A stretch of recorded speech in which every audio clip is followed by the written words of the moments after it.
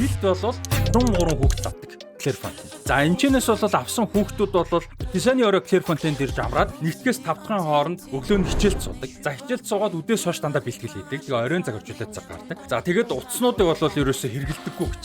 Ерөөсөө жоох маш бага хэрэглүүлдэг. Гэхдээ утас тодорхой хэмжээний хэрэглүүлэхгүй болдоггүй. Ялангуяа одоо үед хуучин цагт бол одоо уур амьсгал сэтгэл зүй талаас нь асуудал арай бага байдаг байсан гэж. За одоо бол интернетийн хэрэглэнээс болоод өөрсдөө хошигдож биширдэг одоо чинь тоглогчдын сошиал медиа дээр хүмүүс юу хийж байгаа ямар одоо магадгүй хараад хэлж байгаа доромжилж байгаа бүр тэрнээс долоон дор одоо арьс үн гүндэс усаагаар доромжлох ялгарлах те хараад зүх юм асуудлууд мэдээж гардаг. Тийм зүйлүүдийг энэ хүүхдүүд яг өсвөр насны эмзэг насан дээр байгаа сэтгэл зүйн өсөж явж байгаа тогтж байгаа энэ насан дээр энийг харах бол маш одоо аюултай байдаг учраас ер нь бол сошиал медиа за утасны хэрэглээ бол байж болохоор бол багасгадгаа гэж. За тэгээд ер нь 9:30 гэхэд бол бүх гэрэл унтраад сайхан орондоо орцгоодаг ийм болол одоо форматтай бол байдгийн бэлээ.